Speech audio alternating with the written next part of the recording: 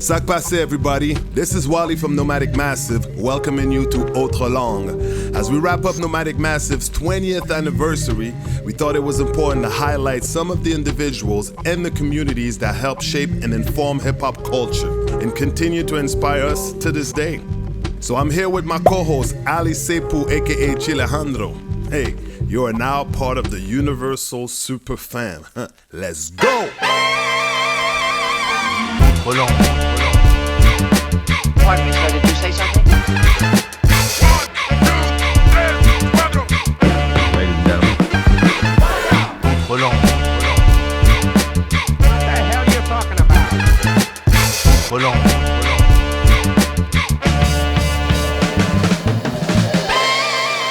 Pero si ya hemos empezado. So I'm going to introduce a beatmaker, keyboardist, pianist, very involved in the musical scene, very talented individual as well, someone who's always there when you ask him to be there, very reliable person and musician and individual as well, and he's very vocal as well on certain of the issues that is in Montreal. I'd like to everybody to make some noise for my man David Ryshpan right here. That's a great intro. Thank you, Waahli. Thanks. Happy to be here. On his right, we have another person who's Are you going to give me my name or my artist name? As you wish. Vincent? I'm Vincent Stephen-Ong, a.k.a. Kanye East, a.k.a. Le Connard Confit. Actually, Connard Confit comes from the first France tour. Oh, yeah? Yeah. I was like... Canard? Yeah. Because that was like it was one of the first meals I ate there, and I was like, that's going to be my name, Le Connard Confit. That's going to be... You actually say Connard, but it's Canard. Well, yes, I know, but I'm a Connard. Okay, as you wish. I was trying to just it's up the edge for you. Sean Connard. But, Sean Connard. Sean Connard. But, Vincent, introducing you. Vincent is a very active member also of the Montreal music scene, has been involved with Nomadic Massive for a few years and also started his own journey in organizing one of the, Montreal hip-hop, brass band also, and Cypher, so, and also a saxophone player, so multi-instrumentalist, because I see you play keys sometimes, A little bit keys, I'm no David Ryshpan. Yeah, that's what I was going to say, I can plink away. Yeah, definitely. But, and also you were really vocal, especially around the issues about, the noise complaints. But we'll get to this conversation. But everybody make some noise for Vincent Stephen. Can you guys each, tell us more about you and where were you born and where you grew up? I guess I'll start. I was born just outside Toronto in a suburb called Thornhill, Ontario. And I started playing piano when I was 6. And I was very lucky. A lot of my development happened in high school. I went to a high school. It wasn't an arts high school, but it had a very strong music program at the time. And the teachers there really took me under their wings and really they gave me opportunities to flourish and challenges because they saw I was up to the challenges. And really pushed me and my cohort of classmates. Like I was in a class of really talented people. And we all kind of became the people we set out to be, which I find, seeing students and teaching people now, like I find that rare, but like the people who wanted to be doctors in my high school are doctors now. And the people who wanted to be lawyers are lawyers. And the people who wanted to be musicians and artists are making careers in the arts. So it was a really strong, supportive group of people. And I started playing in jazz clubs when I was 14 as well. And like my teachers knew that, I would go down to the Rex, the jazz club in Toronto, on a Tuesday night for their Tuesday night jam. And they would let me skip my Wednesday morning band class because they're like, you're going to a jam session. That's better education than what you're going to get in a high school at 9 a.m. So they would let me skip. And I met people at the Rex that really mentored me as well and gave me a really fantastic foundation when I moved to Montreal in 2002 to do my bachelor's in jazz performance at McGill. and did my bachelor's, and then I graduated in 2006, and I just stayed in Montreal, partially because the Toronto scene at the time was undergoing a major change. Like, when I finished my bachelor's, my goal was to be like a straight ahead jazz piano player, or play in like musical theater pit orchestras. And both of those things around 2006 in Toronto just took a nosedive. And so I was like, why would I go back?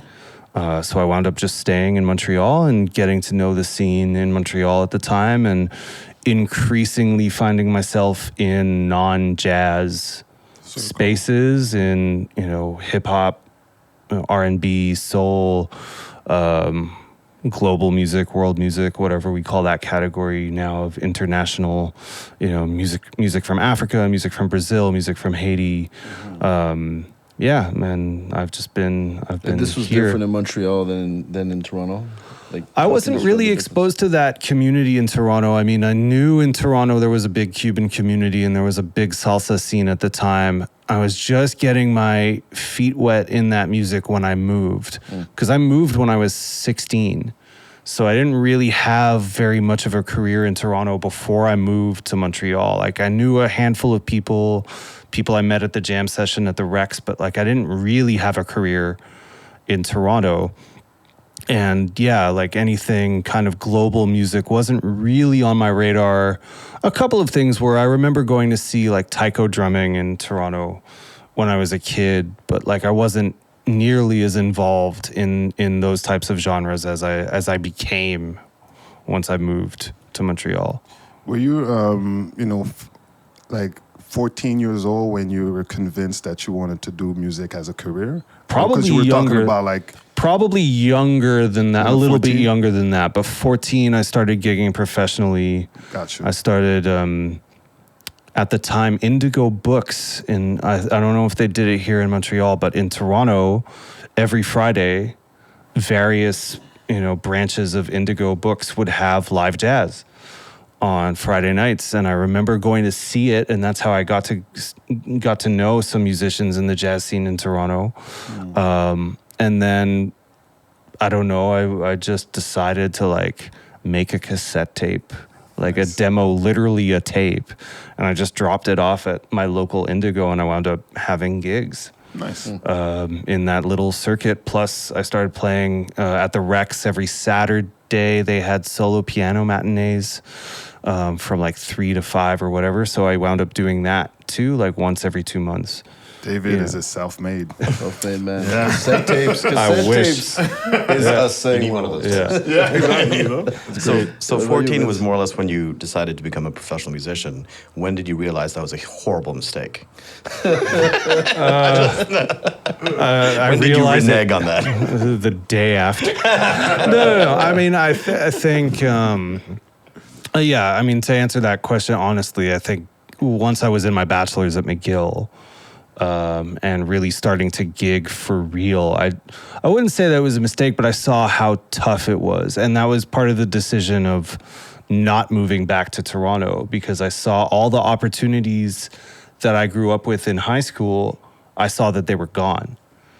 And Toronto at the time was like having a real kind of identity crisis of how to address that issue. Like, they spent a bunch of years, my opinion, they spent years trying to chase the 90s again, trying to chase the early 2000s, trying to just recreate the clubs that closed, recreate the conditions, but the actual conditions on the ground didn't allow for the scene to operate in the same way. And I feel like the city lost a lot of time in doing that. Now, before anyone comes at me for ragging on Toronto, I do think the Toronto scene has found its own identity, and there's places and venues there that are really special and really unique.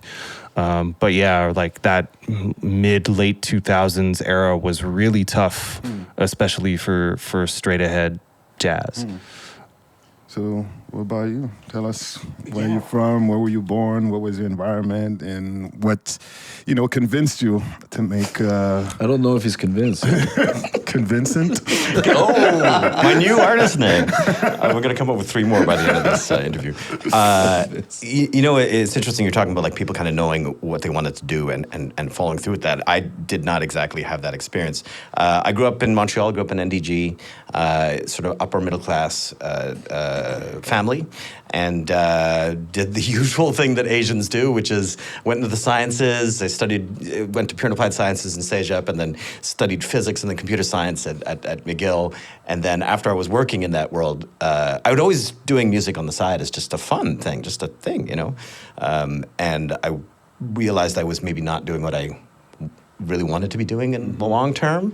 And I had taken a couple of vacations where, there was one vacation during Montreal Jazz Fest where I went to every jam session in town.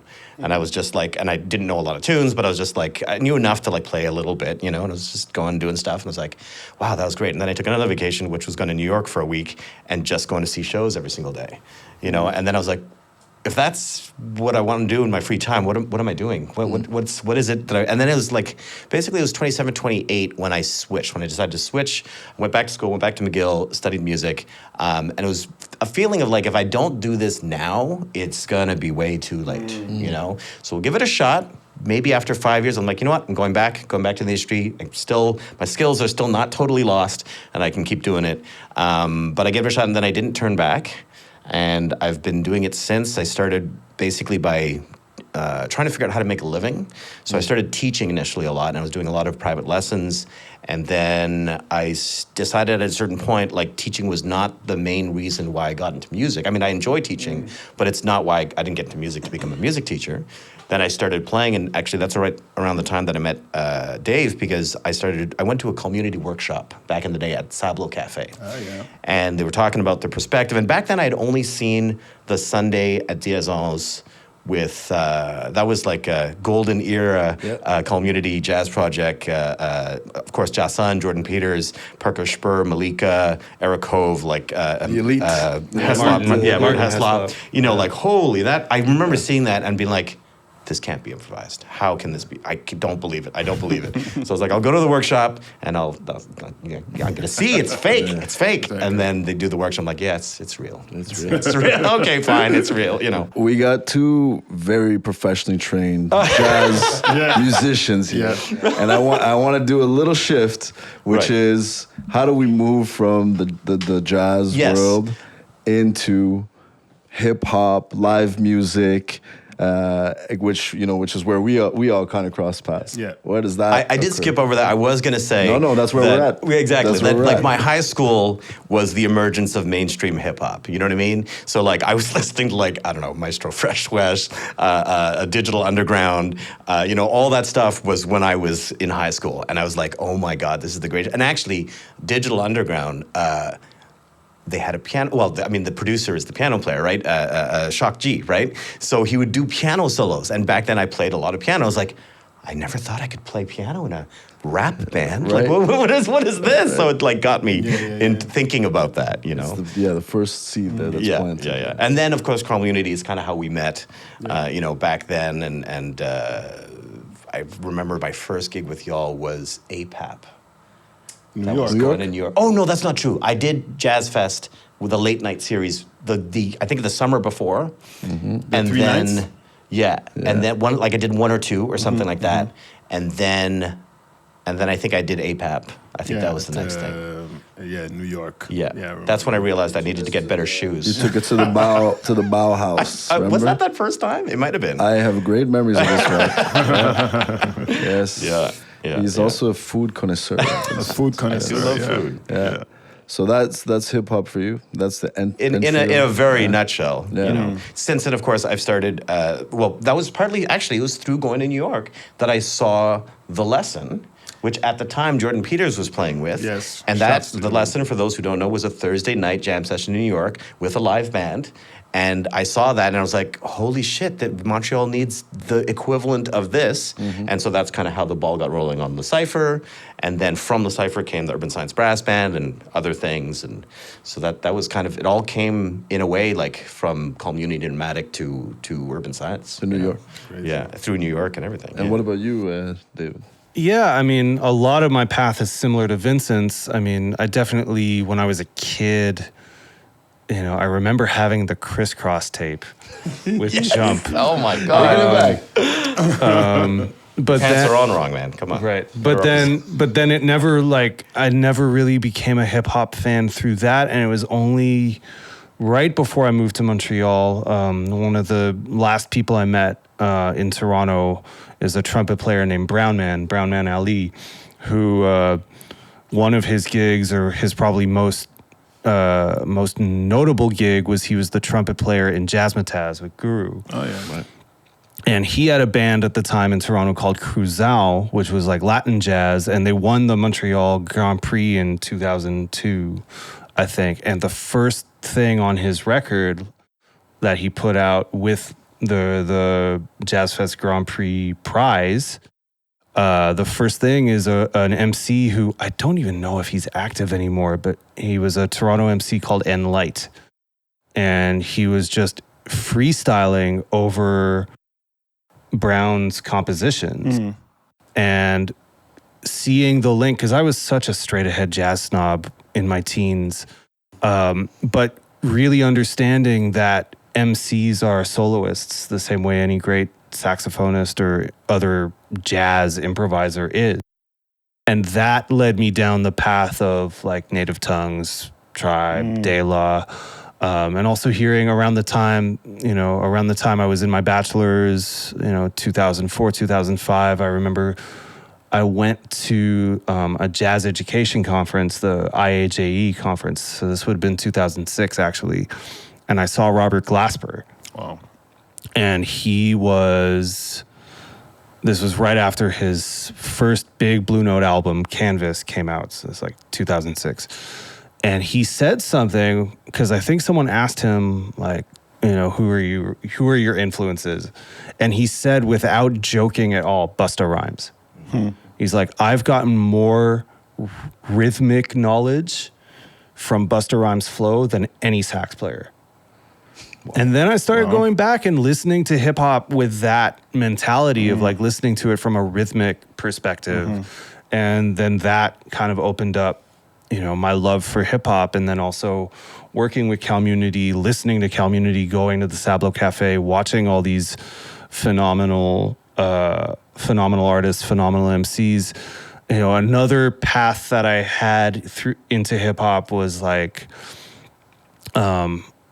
for a while, like late high school and early college, I was really into the jam band scene. And there were like hip hop acts that were on the periphery of that world. So like Jurassic 5, Ozomatli, which Charlie Tuna was also a part of. Pocket Dwellers were huge for me. Warped Tours, those guys. Yeah, exactly. Yeah. So, I was never into punk and rock there was always either. like an act or two that was like in a different genre. But Pocket Dwellers were huge for me from Toronto. Because that was the first live hip hop band I ever saw. I used to go see their shows at Le Swimming on Saint Laurent all the time. And just seeing like a drummer that could just play groove and had the best time playing groove. You did work on a classic record with Thinktwice. That was a little bit later. That was 2008 or 9. But that was a great thing because, there was released on a Japanese label. Yeah. And then, what was your experience at that time? Like, the aesthetic is very interesting because Thinktwice, if people don't know, Thinktwice is a beatmaker, music extraordinaire. Like, he produced, a lot of records for his group that he had. Yeah, specifics. But what was your experience, and what did you get out of this experience working with Thinktwice and the aesthetic of the hip hop, jazz, and like? Yeah, that was really my first experience seeing beat making behind the scenes. Let's say I met Thinktwice So I had done the Red Bull Music Academy in 2007 in Toronto, and that was actually my first time seeing producers like producing and getting really immersed in the world of beat making, because I had dabbled with it. I had done a couple of remixes that were terrible. I would give anything to have those back now. But the Red Bull Music Academy in 2007 was my first time being surrounded by producers and beat makers and electronic musicians. And I really have to say I owe the way my career has turned out to Red Bull, because I wouldn't have the facility or experience with synthesizers and programming and replicating beats, replicating samples, if it weren't for those 3 weeks. So I'm forever grateful to the Red Bull Music Academy for that. And through that connection, because I met a singer who now lives in Portugal named Sara Linhares. She was living here. She did Red Bull Academy with me, and she was friends with Seek Knowledge. And Seek had produced a couple of beats on her record, and I played in her live band once the record came out. And then through Seek, Seek sent my contact to Phil to Thinktwice. And so I got a message. I don't know if it was like a Facebook message or a MySpace message or something, but Phil contacted me and he's like, hey, I got your name from Seek. Because at the time his sound was really based in sampling jazz piano records. Definitely, yeah. And I think his label, P-Vine, was the one who suggested, could you find a real pianist to work with? To replay, basically. To replay, but also just sample the piano player instead of it being a record, just work with somebody, Yeah, I'm sure it was because they were just sick and tired of clearing samples. Like it gets expensive, Yeah. So Phil contacted me, and at the time we didn't live that far from each other either. We were both kind of around the NDG area. And the first thing was he got me to replay something on a remix for these British rappers that were signed to the same label.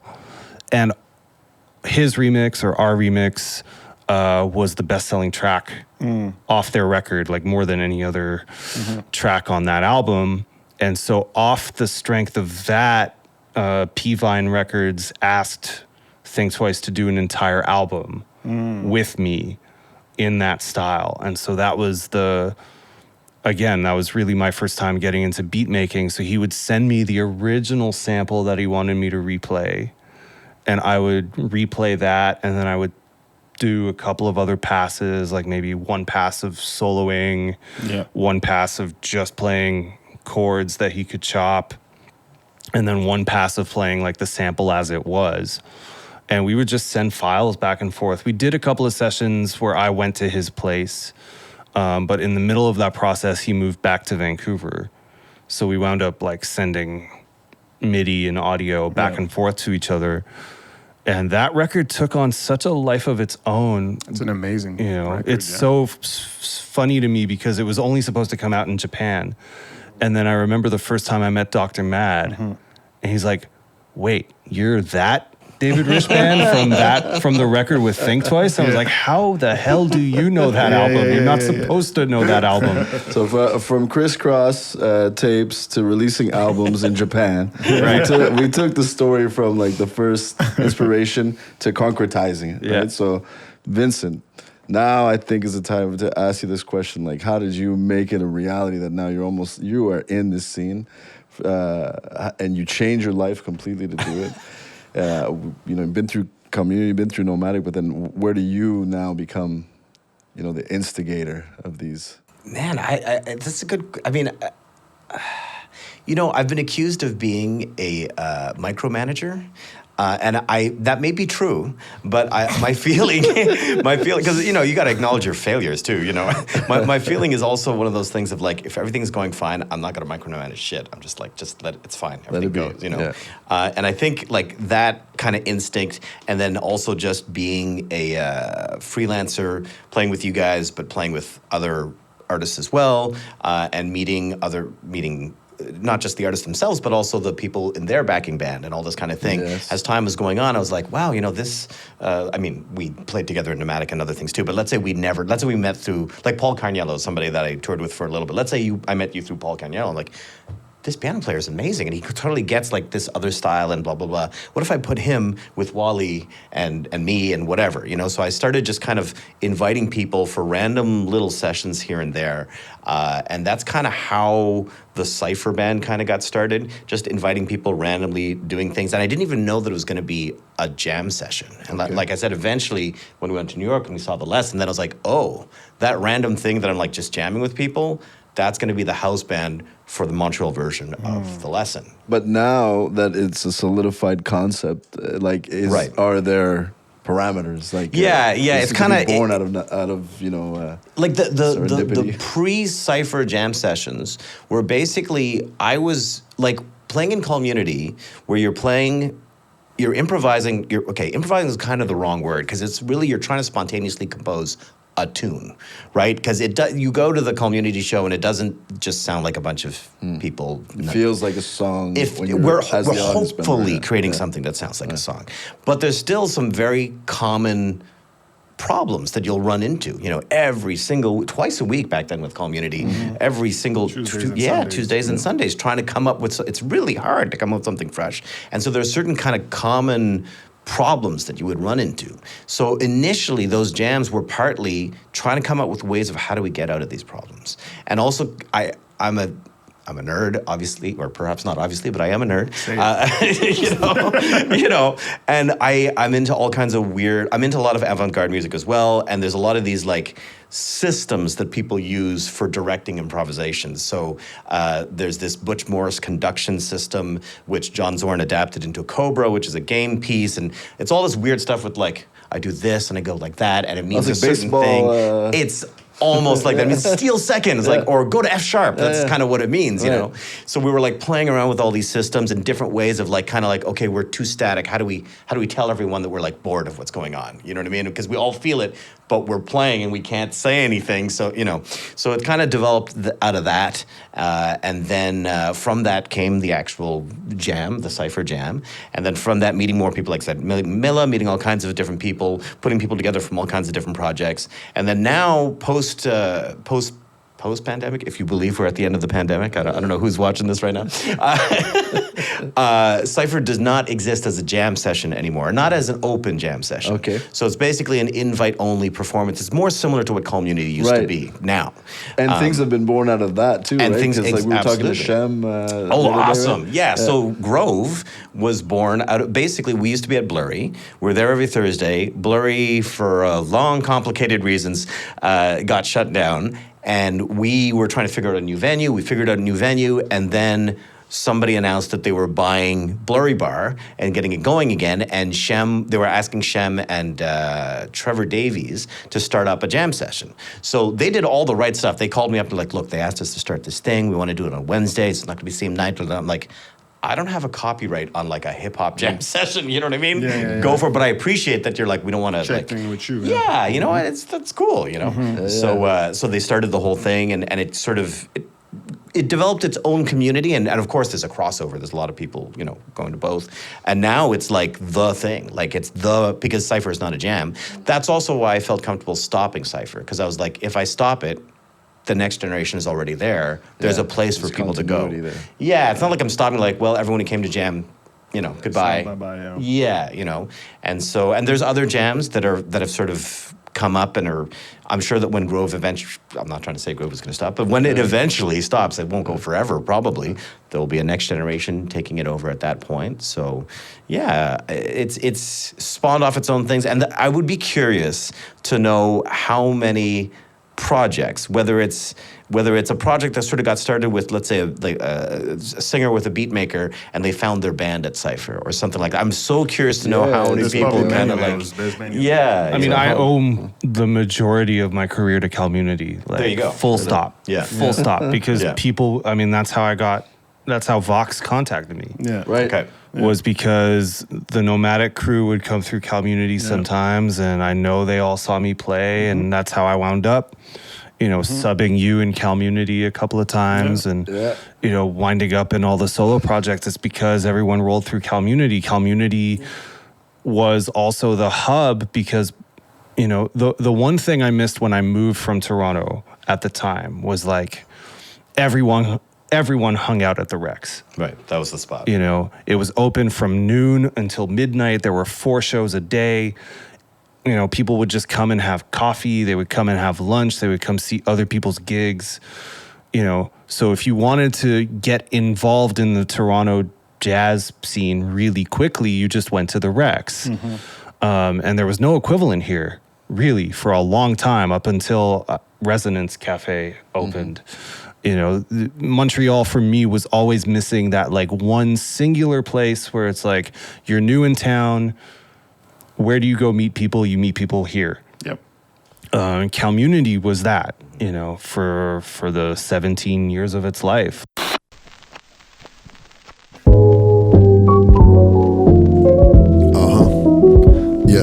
Yes. Nomadic Massive again and again. Tap the bottle and twist the cap. Unless you miss the fact, we hold it down like the band in the Aristocats. Systematically eradicate the status quo. Adequately tend to catapult the antidotes. Should you decide to stay, we going out of town. Don't expect free minds to not be out of bounds. Let me work these concepts that shouldn't matter much. Knock me out of nonsense if I'm out of touch. Until then, I'm breathing every fleeting millisecond. Let's get the job done first and get the millisecond. We already checked out, you're in line at the check-in. I need you to reckon, eternity will beckon. Mechanisms of the heart, technology of the soul. Live in the moment while they still worried about the B-roll. We don't scurry downtown, we chill around the planet with our people. No matter where the tribe vibes demanded. Sedentary in our desire to keep moving. Leap of faith at every deep movement. See the light and seep through it. Translucent at every transaction. Need to believe a man's words to believe a man's actions.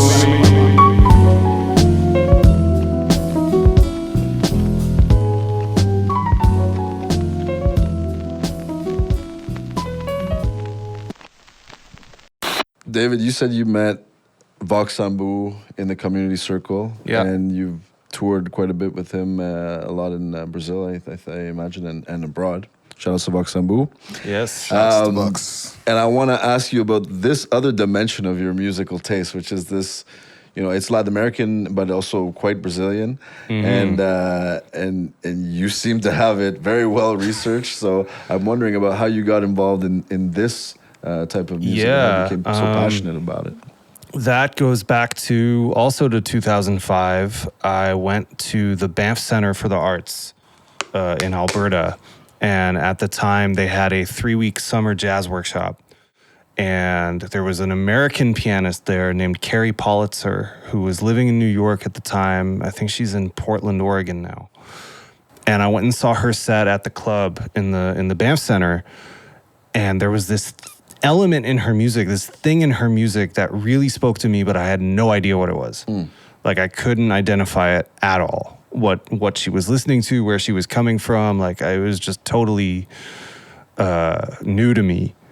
And I went up to her after. I'm like, what are you listening to? Like, where is this coming from in your writing and your composing? And she's like, yeah, I'm listening basically to Brazilian pop music. And for me as a jazz trained musician, the most I knew about Brazilian music was bossa nova, right, and like the 10 Jobim tunes that are the standards all the time, Girl from Ipanema and whatever. And she's like, yeah, it's not that, it's another thing. And I'm like, can you make me a list? Like, can you just write names down for me? And the Bibliothèque Nationale had just opened.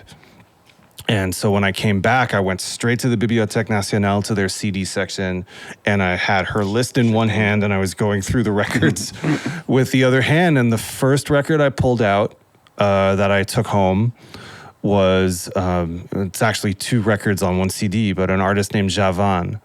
And the albums were one of his self-titled records and a record called Alumbramento, which are from like late 70s, early 80s. And the first tune on the CD opens with this crazy horn line, and it sounds like it's Tower of Power, but there's this other rhythmic thing underneath that comes from samba. And then like the second section goes into like full on samba. I was like, where has this music been all my life?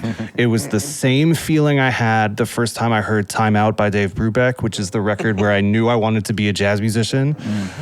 And it was the same feeling I had the first time I heard A Love Supreme by Coltrane. It was like all these people reached through the speakers and grabbed me by the neck, and it was like, this is the rest of your life, whether you like it or not. Like, you don't have a choice. This is the rest of your life.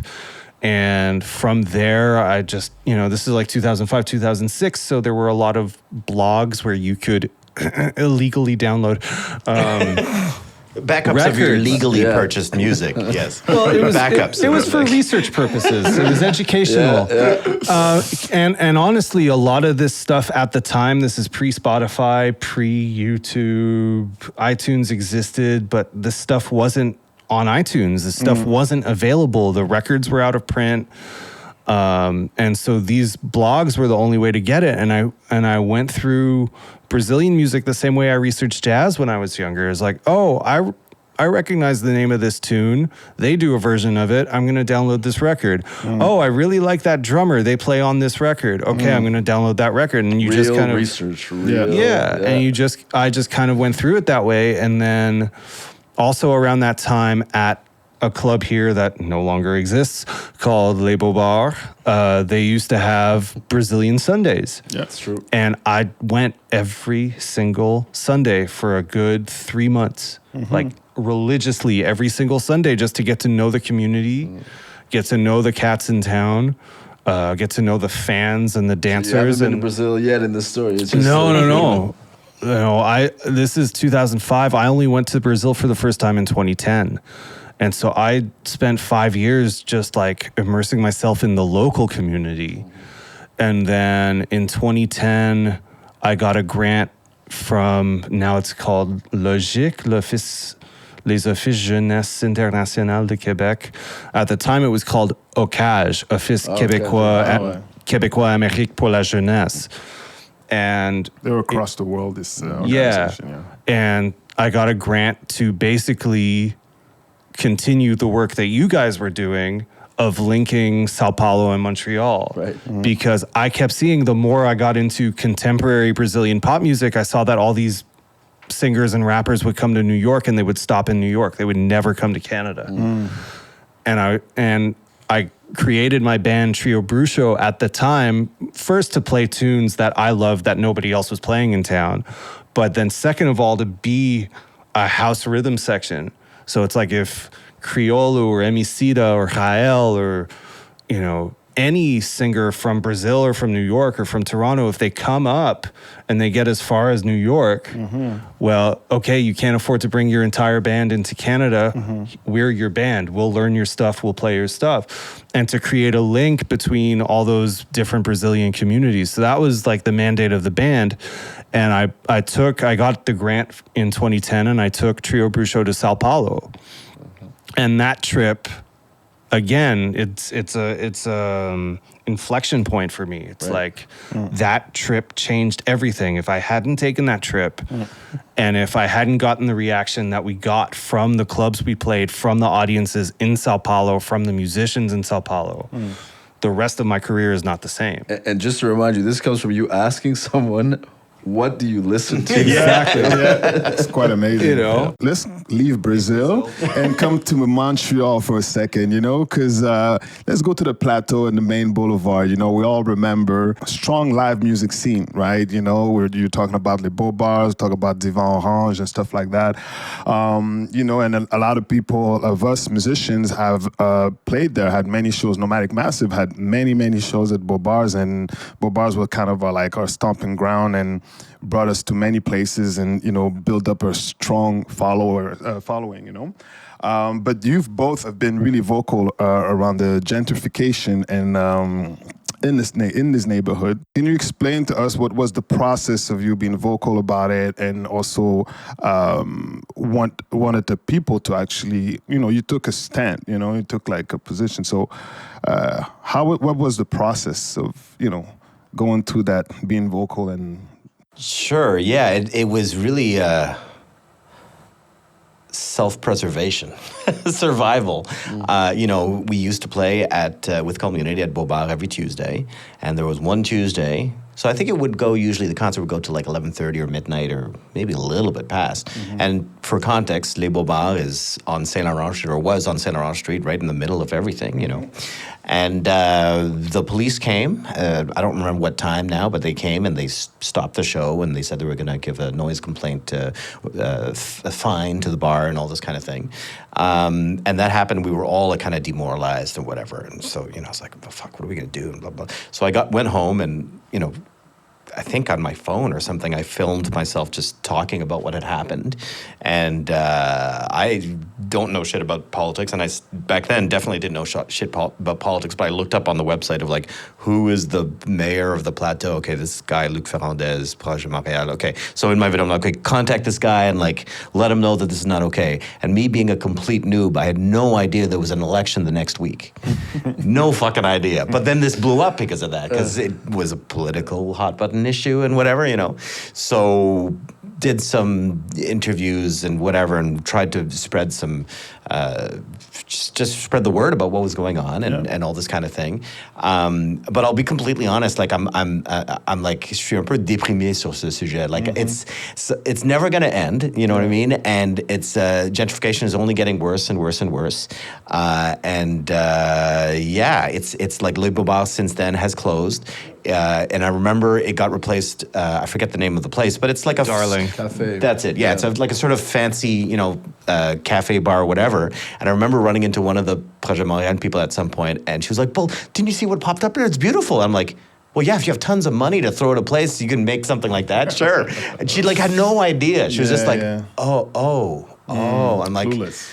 Yeah, it's like all these, like, you know, a place that was run by immigrants that had built up from nothing to build up this venue, and it's now completely gone, replaced by money, you know. And it's I mean, I'm not saying that place like Darling is shit or something like that. I'm not saying that at all.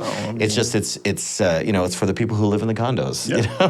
That's what it is. Yeah, and I think the thing for me that I find particularly sad about it is that like, or the thing I find the toughest to manage is like, of course, every business, every restaurant, every bar has a life cycle and something, you know, things open and things close.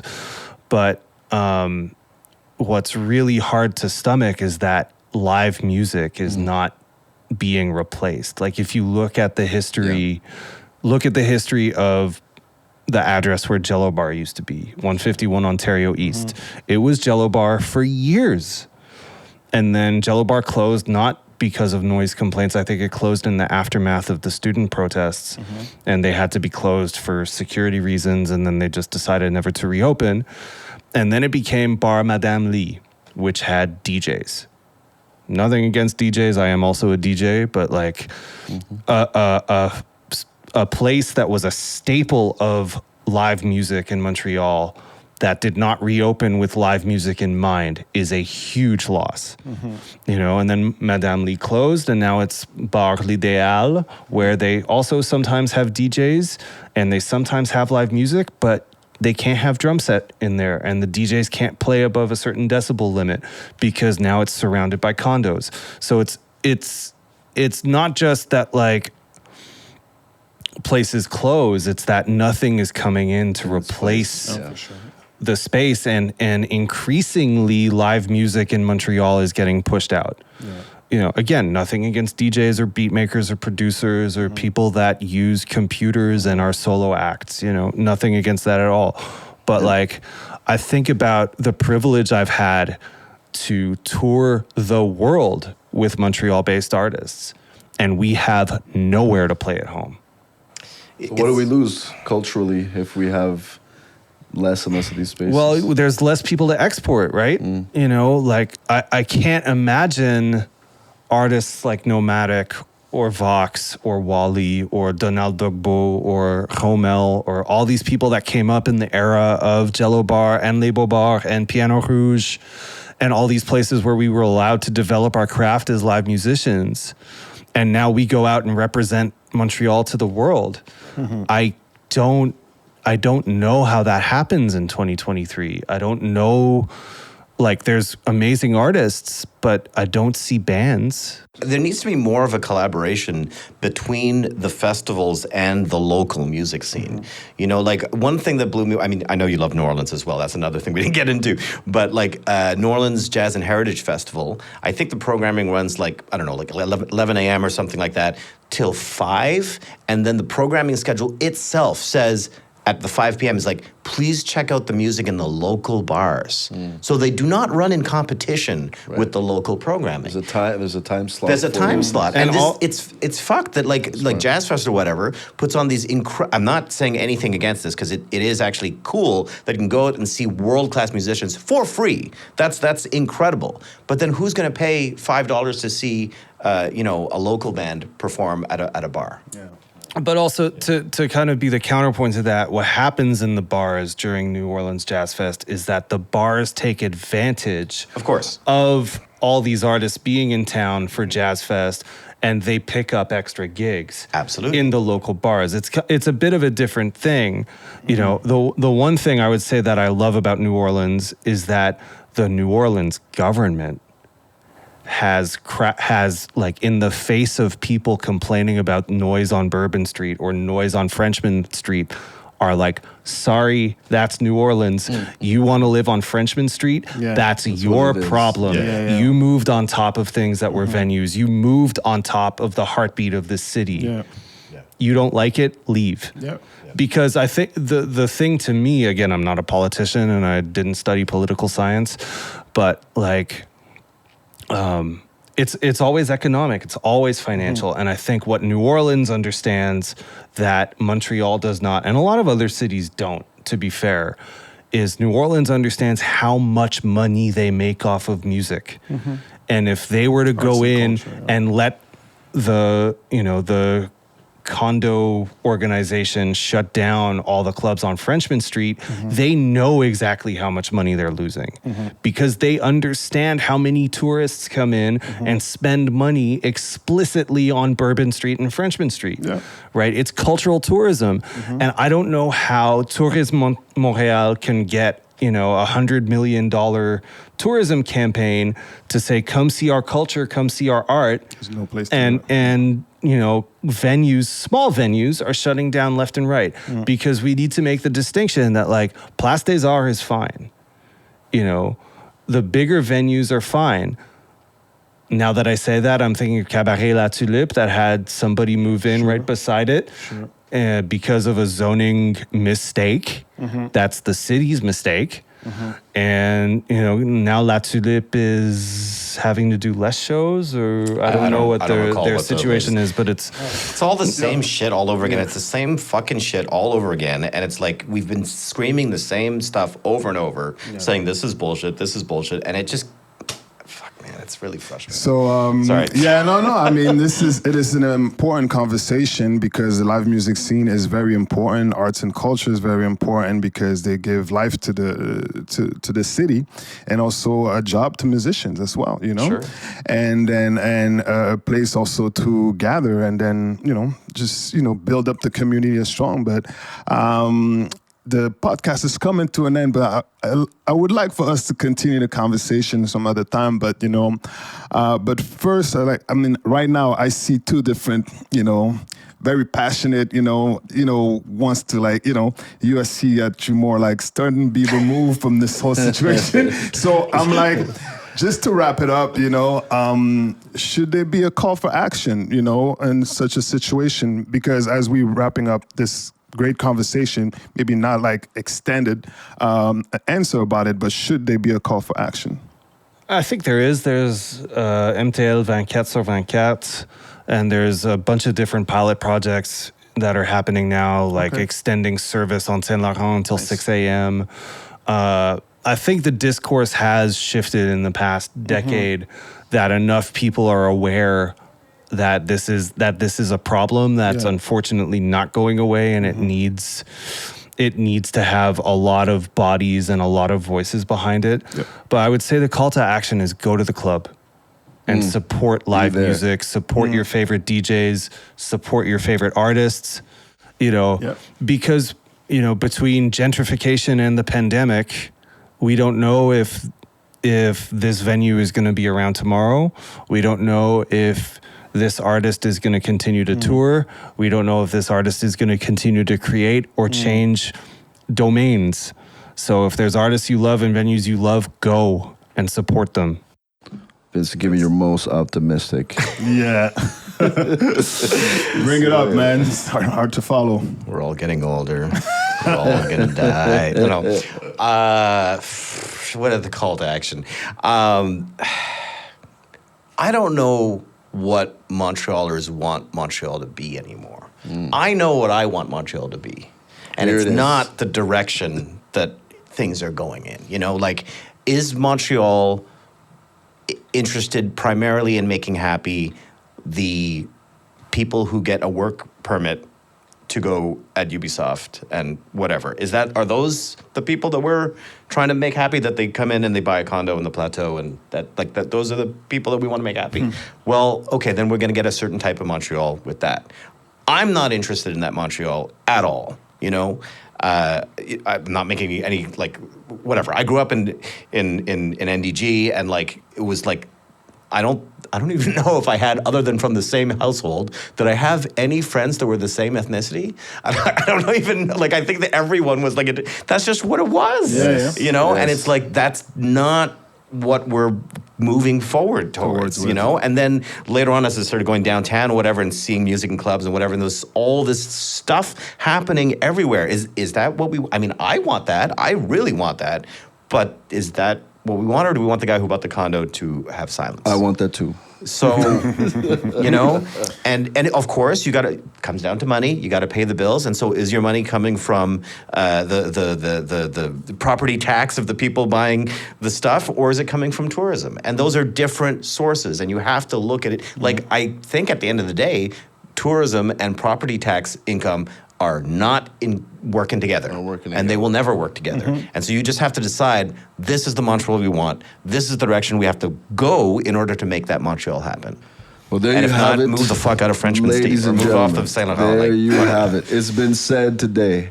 Autres Langues, want to thank you very much, Vincent and Ryshpan. It's been wonderful talking to you guys. Definitely. Thanks, guys. Thanks for having us. Very important conversation. Plenty of things were shared, and thanks a lot for accepting the invitation and sharing your story.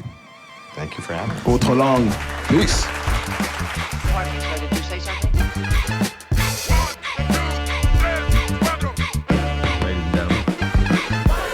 Autres Langues. What the hell are you talking about? Autres Langues.